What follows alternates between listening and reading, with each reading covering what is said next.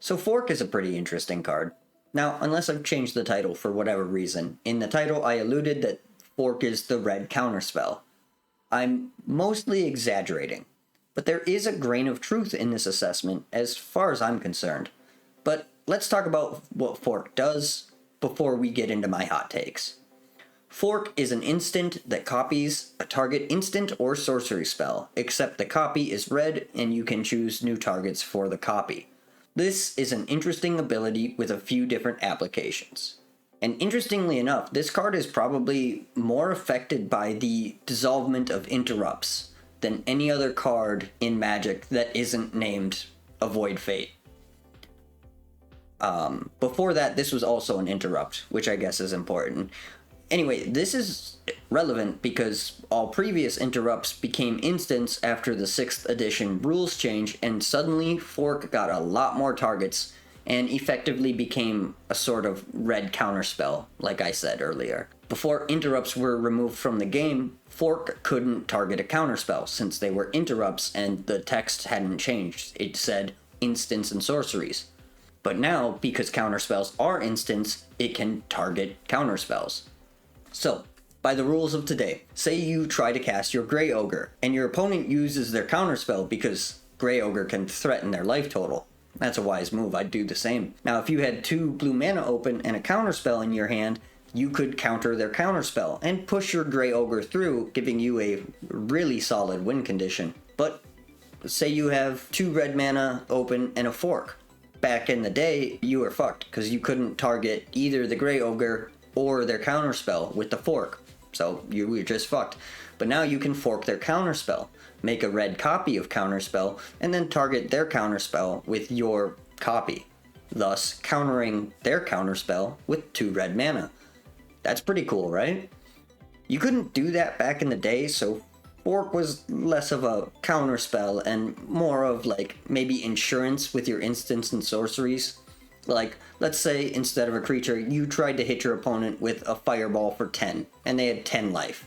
Even back then, you could force your fireball through a single counterspell by forking the fireball in response to them counterspelling it. That's what we call a pro-gamer move.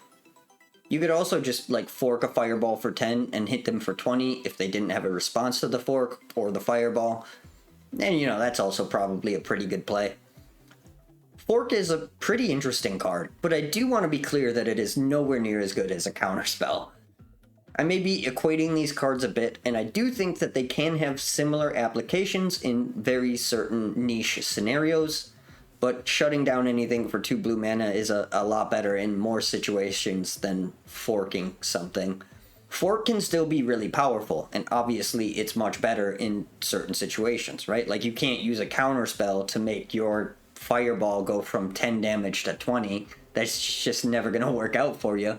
But it's not quite as versatile and useful as Counterspell, at least in my opinion, and probably anybody else's.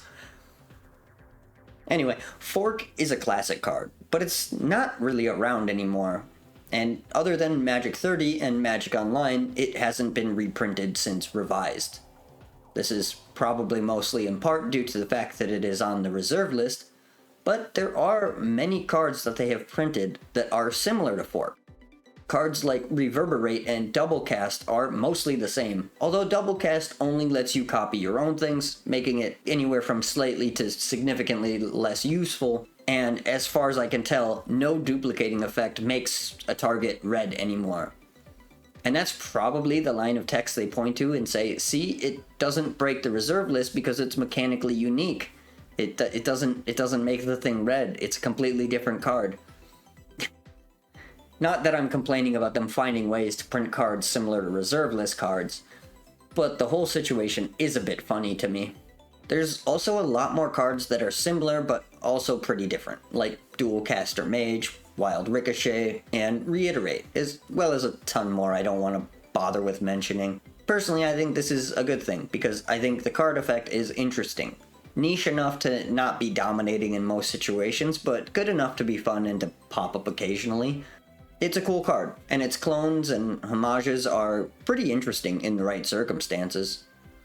And as with every card I talk about in these videos, I'm genuinely interested in hearing your opinions and experiences with this card. Do you think it's pretty cool? Do you think it's annoying to play around? Do you have any cool stories? If you have the time and the inclination, I'd love to hear about it in the comments. But let's finish the video up by discussing the art, as is tradition. There's only one art for Fork, and it was illustrated by Amy Weber. This art is interesting, and I have a lot of difficulty forming an opinion on this one. On one hand, I do like it. I think its use of color is well done, and the styling is pretty iconically red, in my opinion. This card definitely looks and feels like a red card to me. But on the other hand, I have no fucking clue what I'm looking at. I mean, I get that it's a forked spell, so like it's a duplicated, but also like what is going on here? It kind of looks like a meteor got duplicated, but like not a well depicted one. Like, I have genuinely no idea what these little orb like things are supposed to represent. So if you have like some theory or anything, I would love to hear it. I like the art, but it's confusing to me. I can get behind the beam of energy being split as the fork effect is activated, but what is this energy beam piercing? I'm so fucking confused by this one, dudes. Somebody explain this to me, please. Are they like fucking chocolate chip cookies? What the fuck is going on here? I can't make sense of it. Oh well. Sometimes you don't have all the answers in life. Nothing to do but move on, right? So, with all that said, I hope to see you tomorrow in the next video. You can like the video if you like. You can subscribe if you give a shit. But either way, I hope you have a magical day. Thank you for watching.